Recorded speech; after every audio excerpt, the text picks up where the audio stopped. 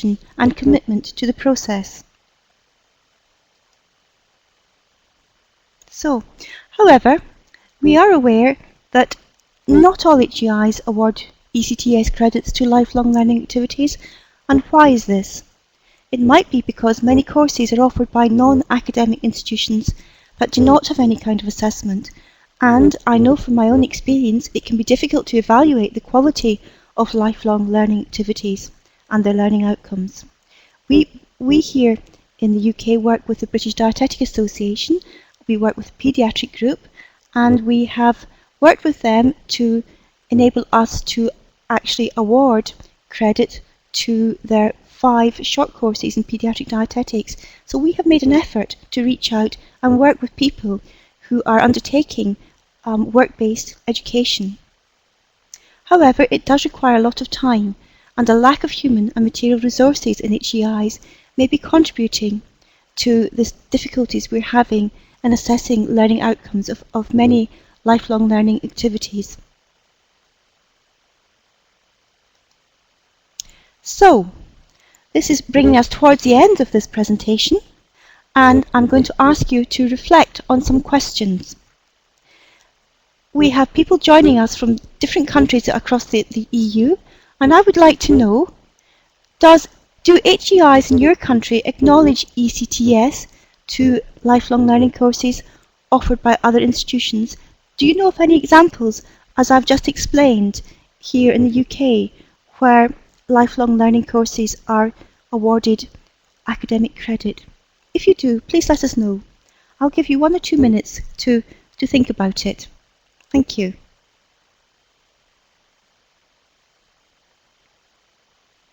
There's a second question. We've got two other questions. Do universities in your country acknowledge ECTS to non-formal learning activities? And thirdly, do you think giving ECTS to all lifelong learning activities in Europe could be useful?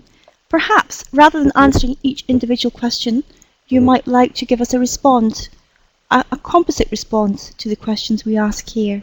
And we'll give you a few minutes to answer these. Thank you.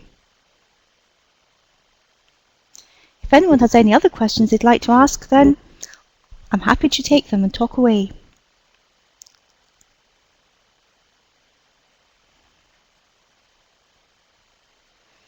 I'm pleased to see that I'm well within time here, which is good.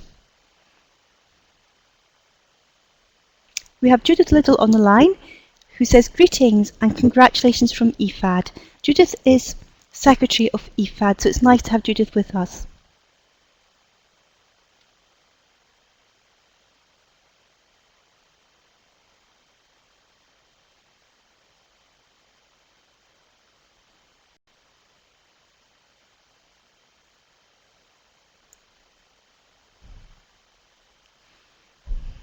Someday we'll be able to undertake webinars where I can see everybody on the other side.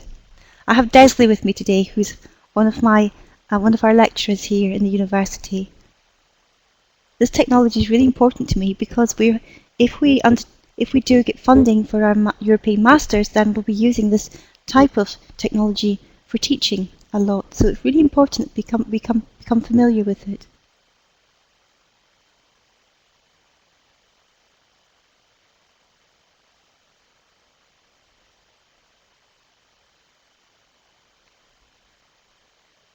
Gosh, we have 17 participants. That's fabulous.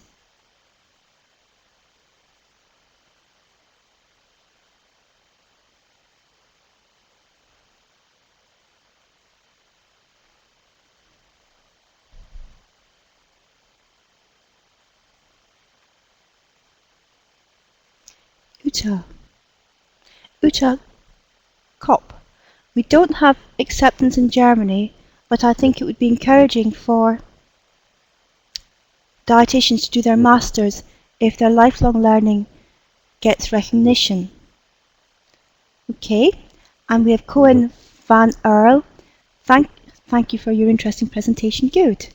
I think that lifelong learning activities should be considered for ECTS awards, as long as there is good assessment of the quality learning outcomes. Yes, I would agree with you, and that can be difficult. From my own experience, I know that it takes a lot of effort and work to bring both tutors and students up to master's level when you're working with postgraduate students, but it's very rewarding.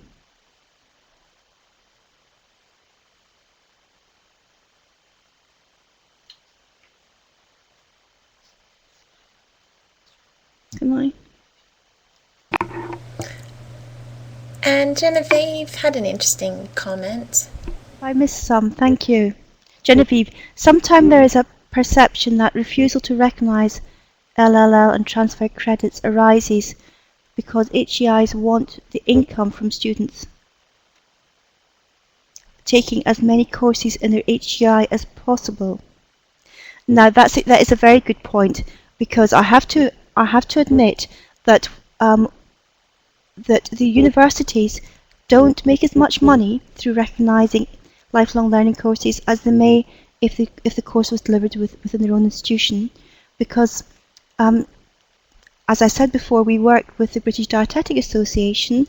There, the teaching is taught within the workplace, and so the funding, the money that we gain that comes in from students paying their fees, much of that goes to pay the tutors who are actually not employed by the university. So the university gets a smaller proportion of the income. However, that is, we have to learn to compromise. It may not be good business, but we have to learn to compromise for the sake of progress.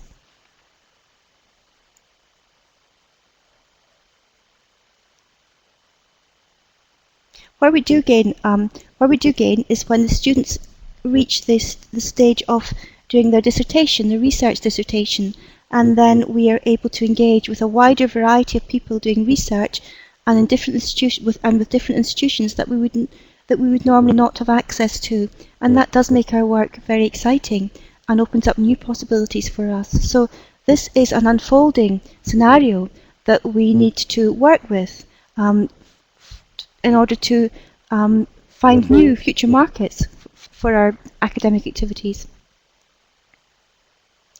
Now, I hope I'm not missing any here. Shall I go down? Right. Brigitte. Brigitte says that in Germany they try to gain recognition for lifelong learning, but they're having problems in doing so. Miriam says, in my university, Barcelona, we recognise ECTS to courses offered by other institutions. That's really good news, Miriam, thank you. Pelin Bilgik, we have not awarded ECTS for lifelong learning in Turkey, but we try to award ECTS for postgraduate scientific courses and seminars. Well, that's good to know that we're gaining, ECTS are gaining recognition at least. In Greece, Maria Grammatikopoulou says that we acknowledge ECTS in Greece for diploma or masters, but they need authorization from their Ministry of Education, and ECTS are not counted for work, jobs or paper work experience except for the practical training of students. Okay, I think that that is a typical situation across Europe. Coenval in Antwerp, Belgium, we have a special committee dealing with all requests for credits for students coming from other HEIs. That's good. And Genevieve says, in countries where dietitians are required to show continuing professional development portfolios, are they able to use this towards credit for masters and other postgraduate qualifications? Well, this is the type of masters that we're planning to introduce into dietetics. If we receive European funding, then we will be looking for the development of workplace learning modules where dietitians will be able to use their portfolios towards gaining academic credit. So we hope to develop that.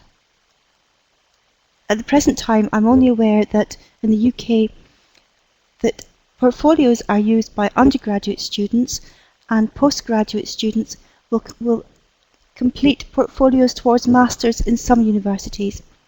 We have master's degrees in obesity, diabetes and paediatric dietetics in the UK.